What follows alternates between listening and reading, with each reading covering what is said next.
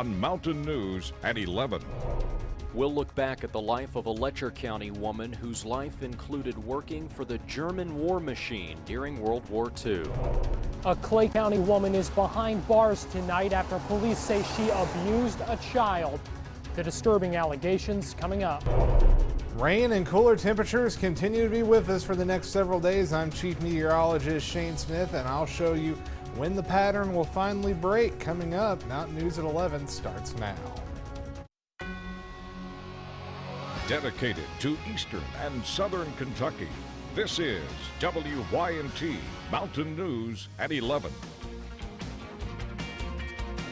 Good evening, I'm Tanner Hesterberg. Investigators in Letcher County are trying to find out more about an elderly woman found dead this week, but they're more interested in how she lived than how she died. Sheriff's deputies yesterday found 87-year-old Christine Blair dead at her home on Doty Creek in the Jeremiah community. They say Blair rarely left her house and only talked to a couple of people, but the stories she told them are fascinating. From leaving her native Poland to becoming a conscript worker in Germany to marrying a soldier from Letcher County in Switzerland and moving to the United States. Calls it the most unique death investigation he's ever conducted. Christine Blair died of natural causes, but her life was filled with unusual circumstances, most of which cannot be verified outside of what she told the few people she trusted. She was a recluse. She had very little contact with the outside world at all while married or after her husband's death. Her husband, Ralph Emerson Blair, died in 2010. He supposedly met Christine in Germany during the Vietnam War and, after marrying her, convinced her to move to his native Kentucky. Blair called Jeremiah home from the time she immigrated until her death. Authorities believe she lived in this house for more than 40 years. Christine told her limited circle of friends she was a conscript worker at a German munitions factory during World War II and eventually defected to Allied territory, where she worked as an interpreter for the U.S. Army. She was Polish, and her maiden name was Myshak. Just a sad story, you know. It's sad, it's interesting, but in a sad kind of way. You never expect to find somebody in this area that probably had lived through what she's lived through prior to coming to the States. Deputies say Blair leaves behind some in-laws here in America, but are looking for information regarding family she may have overseas. And anyone with information can call the Letcher County Sheriff's Office at the number on your screen, 606-633-2293. Letcher Funeral Home is handling arrangements. Laurel County deputies arrested a man yesterday they say held his pregnant girlfriend against her will for 3 days. Deputies say they charged 20-year-old Eric Anderson with unlawful imprisonment, assault, and wanton endangerment. His girlfriend is 31 weeks pregnant. Police say she told them Anderson assaulted her, wouldn't let her leave their home, and made her go 3 days without food. They also say the victim claimed Anderson made threats to punch her stomach and kill her baby if he went to jail. Some Clay County teachers say they were shocked when a student showed up with bruises all over her body. Police say the 6-year-old girl had black eyes and her mother caused the injuries. Manchester police arrested 28-year-old Jessica Sasser and charged her with criminal abuse. Garrett Weimer has the latest on the investigation. Police say a 6-year-old girl showed up to school here in Manchester badly bruised. Now a 28-year-old woman is in jail, but those who live near the woman say they're shocked to hear what she's accused of. Jessica Sasser now faces criminal abuse charges. According to an arrest citation, police say Sasser told them the girl had fallen on the playground, but investigators say the marks on the girl's body do not back that up. The citation says the girl had, quote, bruises from head to toe, 2 black eyes, and bruised cheek with belt or stick marks on arms, back, chest, legs. Neighbors at the Beach Creek apartments where Sasser lives did not want to go on camera, but they told me they've known Sasser for years and she's always been nice to them. They also tell me they've never seen her lay her hands on her kids before. Just another reason they were so surprised, they say, when they heard those disturbing allegations. In Clay County, Garrett Weimer, WYMT Mountain News. Sasser is at the Clay County Detention Center. She declined our request for an interview. The Liberty Council says Laurel County Clerk Kim Davis met with the Pope during his trip to the United States. They say Davis and her husband met Pope Francis at the Vatican Embassy in Washington, D.C. Thursday. We are told the Pope told Kim, "Thanks for your courage and stay strong." The Liberty Council also says the Pope gave Kim Davis and her husband a rosary. Davis is not Catholic, but she says her parents are. So we're going to continue to defend Kim and hopefully avoid any further coercion. And there's still a lot of work left to be done, but we are hopeful that the current status quo can be preserved with licenses that are being issued that the governor says are valid. It really raises the question of what else could people be wanting from Kim Davis at this point. In a news release from the Liberty Council, Davis is quoted as saying, "I was humbled to meet Pope Francis. Who am I to have this rare opportunity? I am just a county clerk who loves Jesus and desires with all my heart to serve him."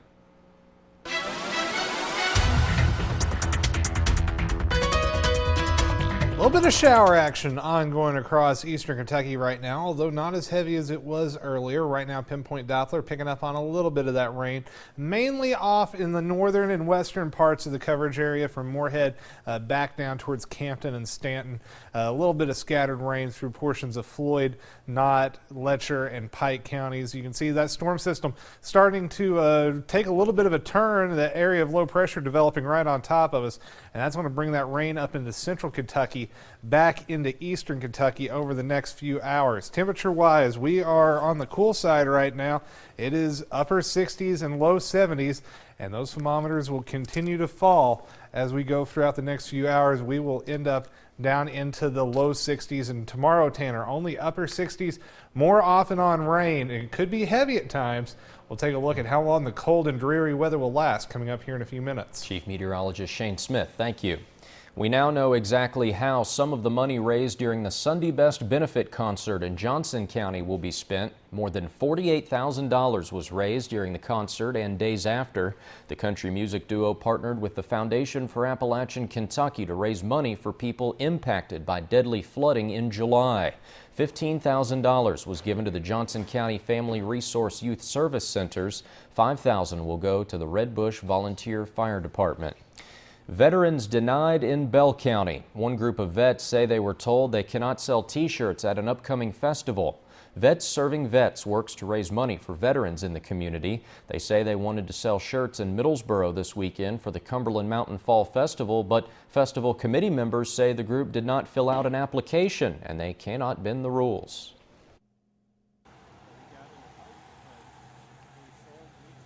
We've been selling raffle tickets since August.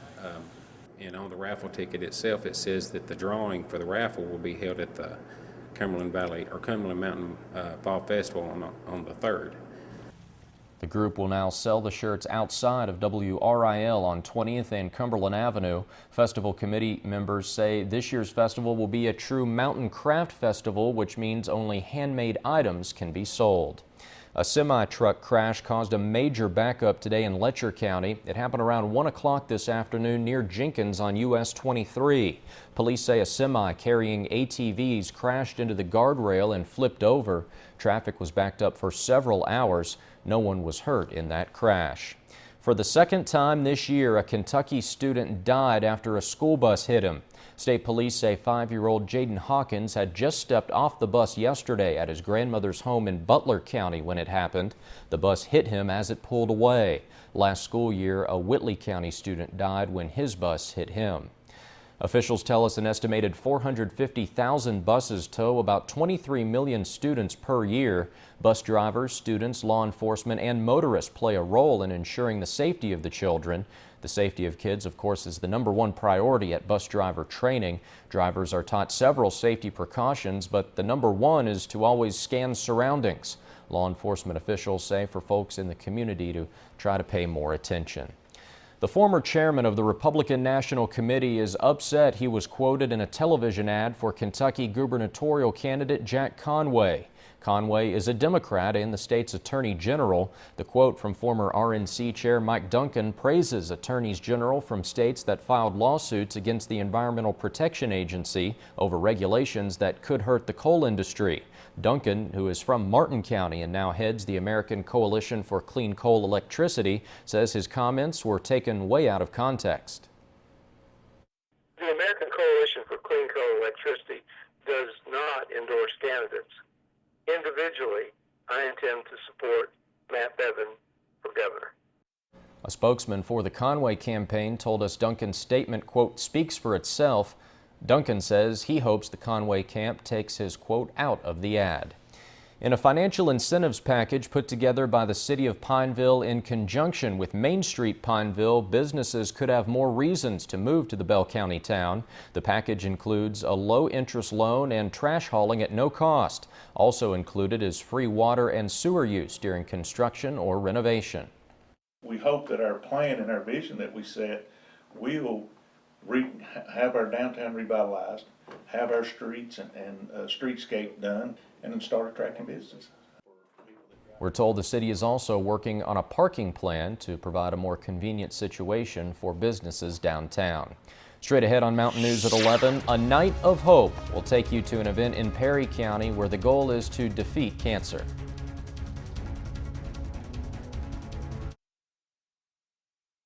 Painting Kentucky purple. The American Cancer Society teamed up with Hazard ARH for a luminary ceremony tonight. Unfortunately, with the bad weather, the celebration was moved inside, but that didn't keep the vigil from happening. WYMT's Sarah Anderson met the group, and she says their determination was inspiring in more ways than one. Colston Campbell, Evelyn Darlene Hall, Ellis Jr. Hall, Junebug. The American Cancer Society and Hazard ARH came together to remember those who lost their lives to cancer, but also to celebrate those who are alive. And we've also tried to get some screening information, some prevention information out, because we all know that screenings are a key to preventing cancer. Sherry Payne was a colon cancer patient who says she credits her survival to the American Cancer Society's research. The year I was diagnosed, through research funded by the American Cancer Society, which I wasn't working with them at that time, founded a drug called 5-FU, and it was founded that if given aggressively enough, it would help colon cancer survivors reach the 5-year mark. That was not being done in 1998 when I was diagnosed. So if I'd been diagnosed a year earlier, I probably wouldn't be here. 5 years passed, then 10, then 15. She has now been a survivor for 16 years. So just because you hear the word cancer does not mean it's over with. And now she's working with the American Cancer Society. So I'm always grateful that I work for an organization that I believe truly saved my life through research. Payne's word of advice? Get screened. In Perry County, Sarah Anderson, WYMT Mountain News. If you would like to donate to the American Cancer Society, you can visit our website at WYMT.com. Middlesboro is set to host the 33rd annual Cumberland Mountain Fall Festival, and setup is already underway. Inmates are helping get the city prepared. We're told the first stage is cleanup. The two groups have come together to get that done as soon as possible. Inmates from the Bell County Forestry Camp are helping out the Middlesboro Street Department. The cleanup started Monday, and they tell us there's still plenty of work to do before the festival begins. Getting everything ready for them. We're going to start blocking the roads off in the morning, 8 o'clock, from 23rd to 19th Street, and then we'll completely clean all that area up. The festival begins Friday. Folks with a business plan in eastern Kentucky have a chance to win some money to put that plan into action. The University of Pikeville, along with Kentucky Innovation Network, are teaming up for the challenge. This is the 4th University of Pikeville Coleman College of Business Startup Challenge. The criteria is a 5-page business plan, which is more or less a summary business plan, and the elements of that, the requirements of that, are on our webpage, and we will take an unlimited number of applications. Entries are due November 27th. You can visit WYMT.com for more information. Later in sports, changing the perception. The Kentucky Wildcats continue to impress national analysts with their play in the Southeastern Conference. Temperatures continue to fall and the rain's going to stick around for a few more days. The Dreary forecast next.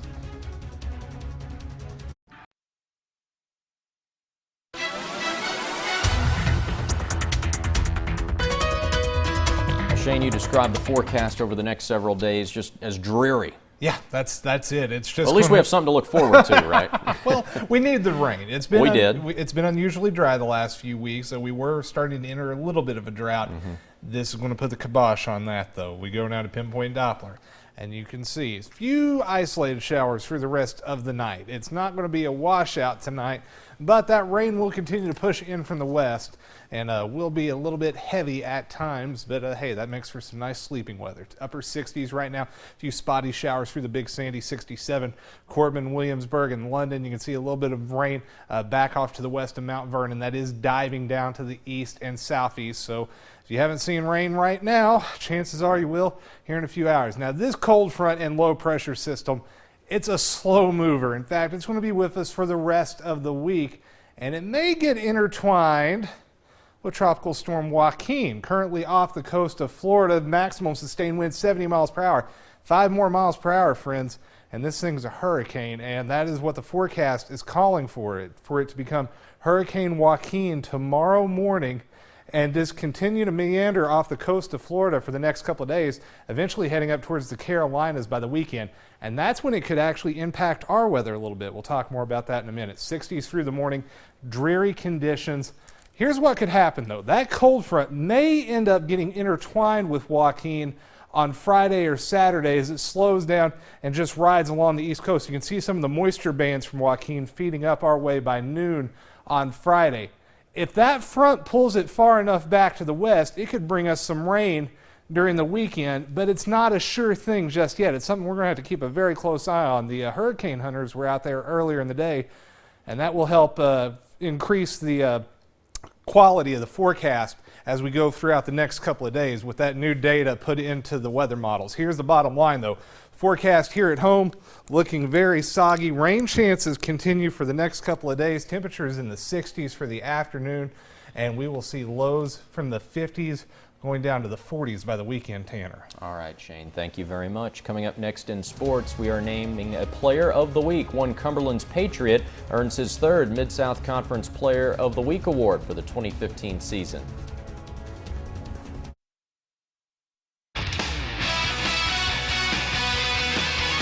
This is WYMT Mountain Sports, your home for the Kentucky Wildcats and local high school sports. Some rumors flying around Lexington today regarding running back Boom Williams, who did not take part in practice. Reports of Boom no longer on the team were denied by head coach Mark Stoops, who had this to say following today's practice, quote, "I'm just here to tell you again, Boom is going through a personal issue, and we're here to help him in any way we can. When he gets some things resolved and situated, he'll be back out there. Until then, we'll support him any way we can," end quote. Stoops would comment no further on this issue this afternoon. Well, many college football analysts believe if Kentucky is going to climb the SEC rankings, they must start beating teams one by one. Its win over South Carolina almost assuredly leapt the Wildcats over the Gamecocks, and their win over Missouri has gone a long way with changing the program's national perception. But head coach Mark Stoops is not really concerned with any of that. I don't really get into all that, you know that, because shoot, we just try to win games. We got our hands full trying to win games, and they're so important, they're valuable. That's why everybody understands that, and we certainly do. So I really don't have an opinion. I'm rambling about it right now, but I really don't care. I don't care what the perception is with East or West or whatever. All I want to do is get better, win some games. Kentucky's Week 5 opponent, Eastern Kentucky, earned an impressive win over Austin Peay last week and did so without its two main rushers. Reigning Conference Player of the Year Dyshawn Mobley and Kentavis Hopkins were both sidelined with an injury, but the Colonels still rushed for more than 130 yards and 3 touchdowns in the win. You want to talk about a comforting feeling to, be on the sideline and you see a, conference player of the year in sweats, and then you see the guy that has been our best running back through all of camp in the first 2 games, Contavious Hopkins, got an ice bag on his knee, and you still feel good about you can run the ball. That's comforting feeling. University of the Cumberland senior Wendell Williams earned his 3rd Player of the Week award this week. For the 3rd time this season, Williams was named the Mid-South Conference Special Teams Player of the Week for his performance in the battle for the Brass Lantern against rival Union. Williams returned a punt 66 yards for a touchdown in the win. Well, coming up, we name our Team of the Week, and we preview this week's Game of the Week between Pike County Central and number 7 Paintsville. Our Appalachian Wireless Game of the Week back in Paintsville this Thursday night. The number 7 Tigers hosting Pike Central. Jamie McCracken talked to both coaches and a couple of players this afternoon and has the preview. Respect is earned, not given. So we're not asking anybody to give us respect, and it's got to be earned. So we'll either earn it or we won't. So that's our choice. It would be, I think, really big for this school because we're kind of making history beating them. We know they can score points. We know they can move the ball. Defensively, we got some work to do. We got our hands full. Big lefty and UK commit, looking for the end zone, trying to get there. Cashes in. These Tigers do have 9 lives, and they're the kings of Class A tonight. It's fun. I love playing with my brothers on Friday nights and be on TVs. Even more fun. The football game's awesome. We love going back and watching it, but we know it's a new game. The receivers just go get it. Lofts it into the end zone, has a man out there. It's caught. Touchdown, Pike Central. It's Hunter Clark. You look at Cash, Phelps, Trimble, got Morris out on the edge as well. We got our hands full. Coming in on Sunday, it felt really weird going out and practicing, like it was a Monday practice. And like right now, it feels like it's Wednesday. I'm hoping it's not a fun game. I'm hoping it's a real tight game, 7-0, 7-6. I don't care, as long as we can get the W. They beat us twice out of the 2 appearances we played them, so it'll be a big win, especially in the Apple Bowl. Our biggest thing is we can overrun plays, can overrun runners. They like to cut back a lot. You worry about the weather too. I have to. It's supposed to be, according to what I read, 58 and rainy. Hey, you never know what's going to happen then.